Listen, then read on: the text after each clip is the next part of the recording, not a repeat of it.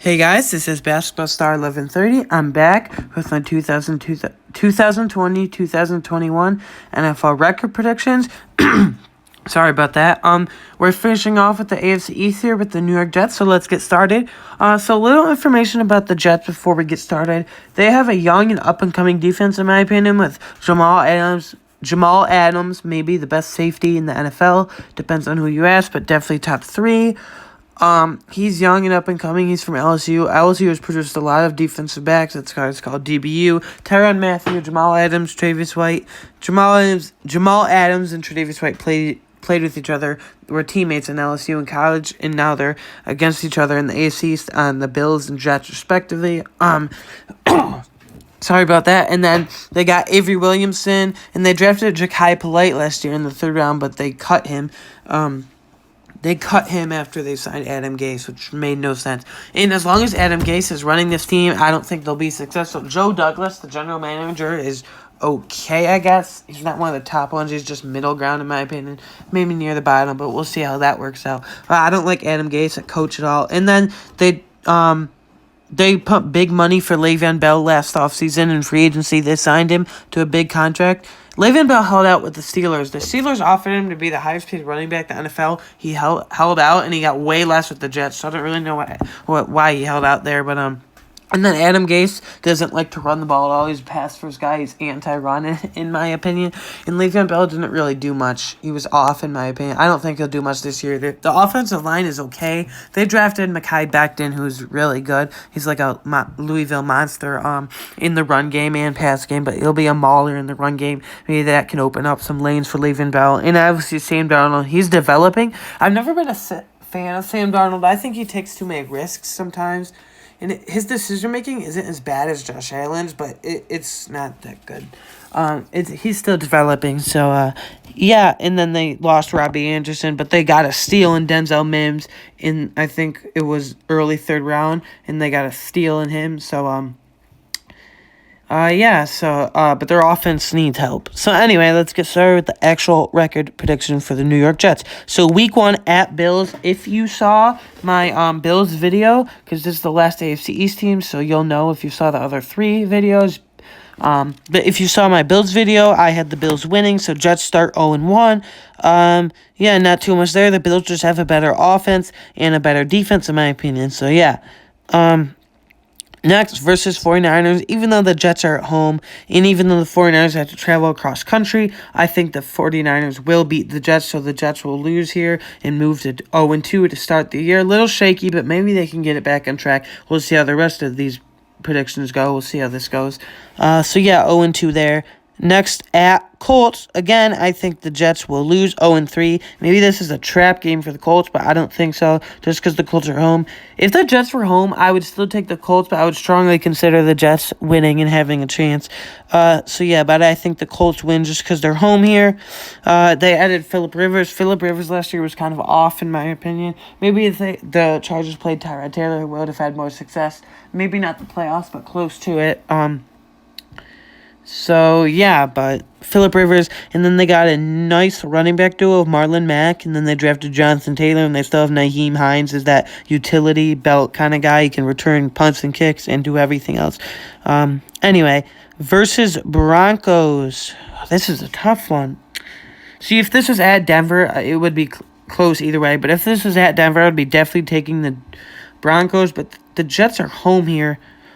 Since the Jets are starting 0-3, I'm just going to give the Jets the benefit of the doubt and give them the win. So the Jets go to 1-3 on the season, go to 1-3 on the year here. Like I said, the Broncos offense has potential to be very electric. Their wide receivers, Cortland Sutton was already good. They drafted Jerry Jeudy. They drafted KJ Hamler. And they drafted Noah Fant last year. And they paired up Melvin Gordon with Phillip Lindsay this offseason, and they have Drew Lock as a nice developing young quarterback, so that he has a multitude of weapons to work with. And this defense is still nasty, and maybe not as good as it once was, but it's still very good. They have Von Miller at pass rush, Bradley Chubb towards the ACL last year. I was so excited, but maybe they can break the combined sack record this year. Von Miller and Bradley Chubb coming off the edge, they'll give offenses nightmares. I know they lost Chris Harris Jr., but they and Bradley Roby 2 years ago, the Texans, but they still have Justin Simmons. Their secondary is a little shaky, but we'll see how this turns out. And they re-signed Derek Wolfe at defensive end / defensive tackle as well. Next, versus Cardinals. See, this is a hard one, too. So the Jets beat the Broncos. They're 1-3. I'm going to say the Jets lose this one, even though it's very close. 1-4. I think this will be a low-scoring game, in my opinion.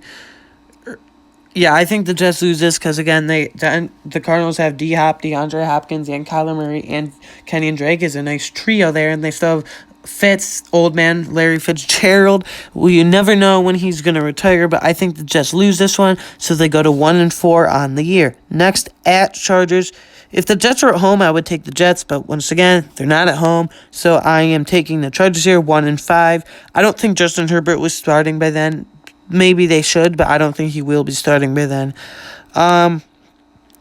Yeah, so just moved to 1-5 on the year. Next versus the Bills. Again, I have the Bills. If you saw my Bills video, I have the Bills sweeping the Jets both times, home and away. So the Jets moved to 1-6 on the year. Next at the Chiefs. So they're just going to lose. They're going to lose. The Chiefs go to, the Jets go to 1-7 on the year. The Chiefs have too many weapons for them, that defense to keep up with, even though it's young and up and coming. It's too young to keep up with Patrick Mahomes, Travis Kelce, Tyreek Hill, Sammy Watkins, Mecole Hardman, and they drafted Clyde Edwards-Helaire this year to pair with Damian Williams. So the Jets finish, 1, 2, 3, 4, yeah, the Jets go 1-7, move to 1-7 in the year here, so that's a 4-game losing streak. And let's see, versus Patriots. Let me go back. I can't remember now. I wrote it down. Hold on.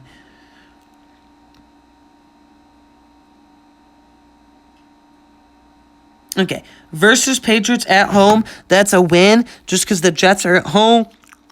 I think the Jets will split with the Patriots, home and away. So I think the Jets win here, so the Jets move to 2-7 in the year. Jarrett Stidham again. I think this defense will contain him, and I think the Jets offense can expose the Patriots defense.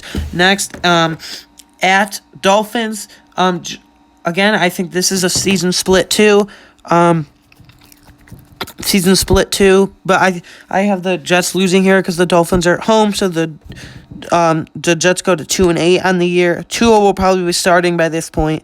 I think they should start in week 1, but anyway. So yeah, 2-8. Next versus Miami. See, this is weird because at Miami bye week, then versus Miami at home. Again, like I said, I think this is a season split. Since the Jets are at home, that's a W. That's a win in my opinion. So now they are 3-8. They're improving a little.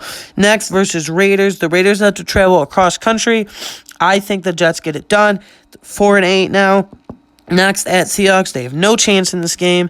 I think the Jets are so they moved to 4-9 on the season. So Jets moved to 4-9 on the year. Again, Seahawks have a multitude of weapons as well. They have a crowded backfield with Rashad Penny, Carlos Hyde,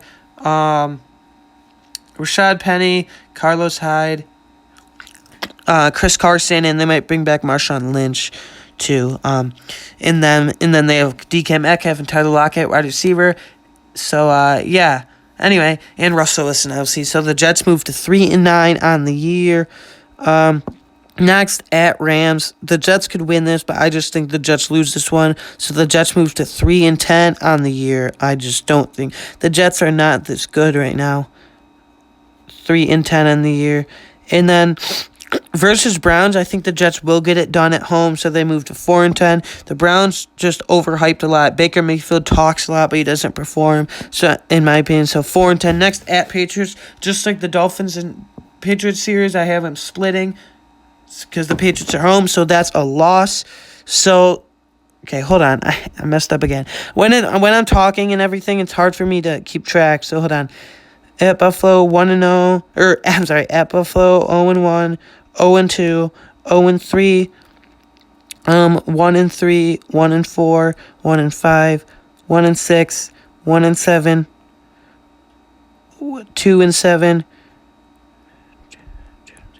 2-8, bye week. Let's see, 3-8, 4-8, 4-9, 4-10, 5-10, and then the Patriots splits go 5-11. Okay, So Jets finished 5-11. They split with the Dolphins and Patriots. So Jets finished 5-11. Not too bad, but just like I said, as long as they're under Adam Gase, this team is going nowhere. The Jets, I don't think, have much talent on offense. Their defense is way better than their offense, in my opinion. So, yeah, the New York Jets finished 5-11. Anyway, that's the end of my AFC East schedule predictions. I created a playlist so you guys can go check out all the record predictions and everything. So that's the end of the AFC East. I will be moving to NFC East tomorrow, then like AFC South, NFC South, flipping the conferences and divisions just to keep it consistent. Anyway, guys, this is Basketball Star 1130, 5-11 for the Jets. Anyway, see you on the next one.